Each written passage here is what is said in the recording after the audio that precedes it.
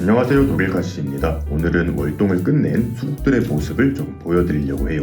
그런데 한눈에 보아도 왼쪽에 있는 수국 같은 경우에는 가지 끝마다 이렇게 새순들이 잘 살아있는 모습을 보여주고 있는데, 오른쪽에 있는 수국은 뭔가 죽은 것처럼 이렇게 앙상한 이런 모습을 보이고 있습니다.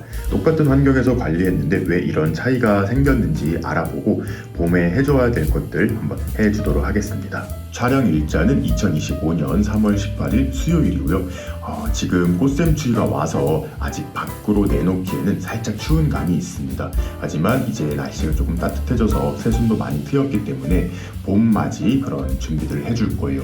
얘네 둘 같은 경우에는 제가 작년에 모종을 사서 이렇게 도자기 화분에다가 심어서 꽃도 보고 예쁘게 잘 키웠잖아요. 물론 베란다에서 키우진 않고 아파트 출입문 앞에 노지에다 두고 관리를 했었어요.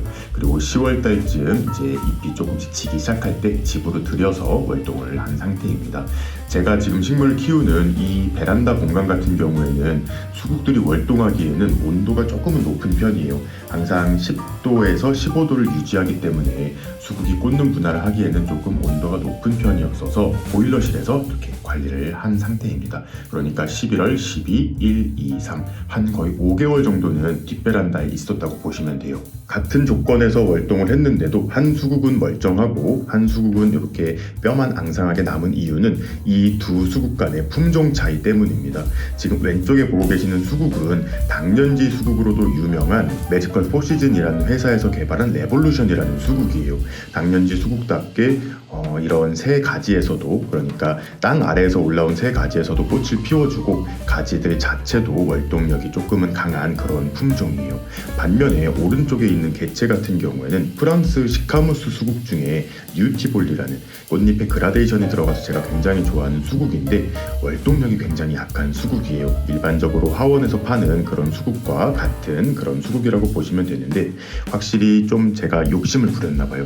뒷베란다도 조금 더 춥게 해서 얘네가 꽃눈을 잘 형성하기 위해서 온도를 많이 낮춰서 관리를 했는데, 이렇게 당년지 수국은 큰 문제가 없고 일반적인 원예 수국은 월동이 조금 실패한 것 같습니다. 제가 작년 10월쯤 월동하기 직전에 영상으로 한번 설명을 드렸겠지만, 수국들 같은 경우에는 이렇게 가지 끝에 이런 새순에서 꽂는 분할을 해서 이듬해 이제 올해가 되었죠. 여기서 잎을 4-5쌍 정도 올린 다음에 꽃을 보여준다고 말씀을 드렸어요. 이 수국 같은 경우에는 이제 꽃을 엄청 많이 피워줄 준비가 되어 있는데, 이 수국 같은 경우에는 이 가지 끝에 꽃눈들이 다 얼어서 말라버렸어요. 물을 잘 챙겨주었는데도 불구하고 이런 식으로 꽃눈이 생겼다가 말라버렸습니다. 아무래도 너무 추운 온도 때문에 이게 상처를 좀 입은 것 같아요.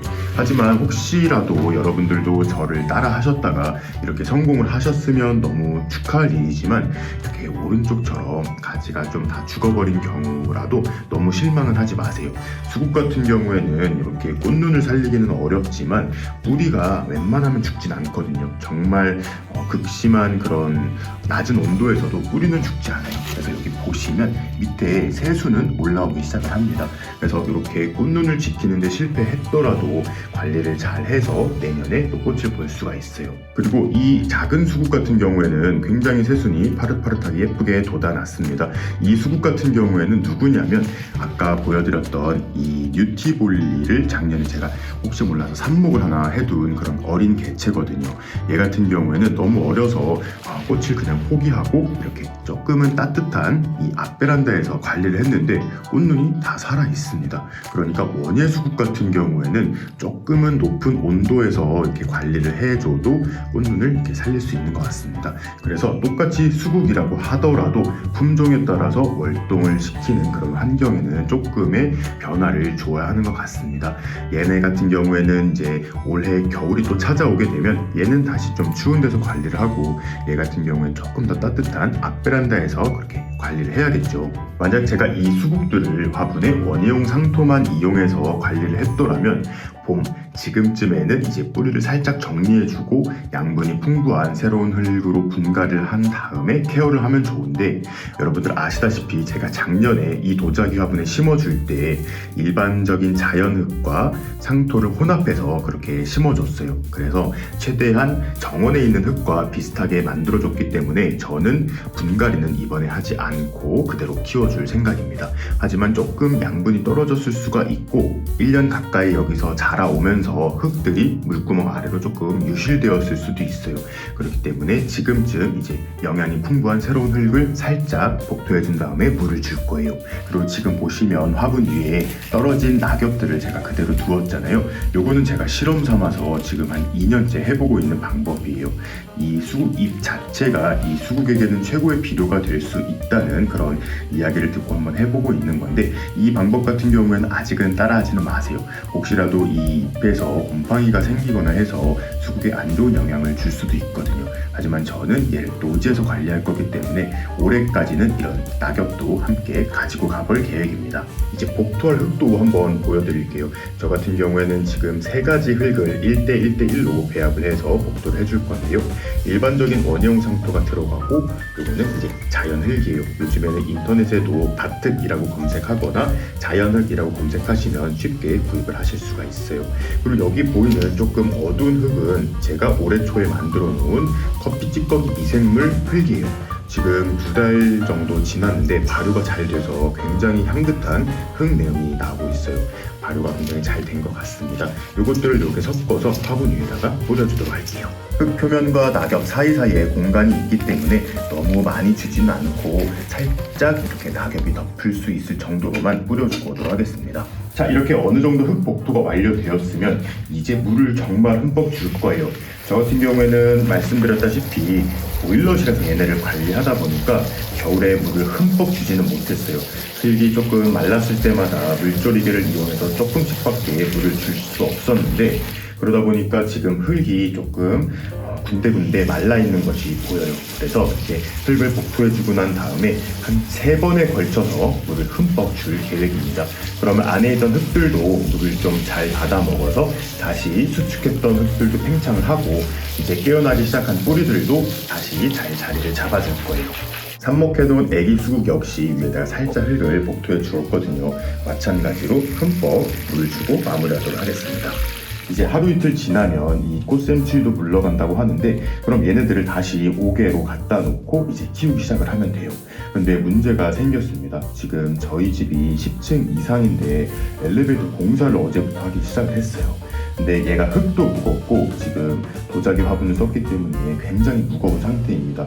얘를 들고 1층까지 내려가는 거는 정말 힘들 것 같아요. 그래서 엘리베이터 공사가 끝날 때까지는 집에다 둬야 되는데, 지금 보시는 것처럼 얘네들을 베란다에다가 놓고 키울 경우에 빛이 살짝 부족합니다. 삽목수국 같은 경우에는 이렇게 창가에다가 두면 이렇게 빛을 많이 받을 수 있을 텐데, 이 수국들 같은 경우에는 선반에 올려둘 수도 없기 때문에 이렇게 베란다 안쪽에다가 자리를 잡을 수밖에 없거든요.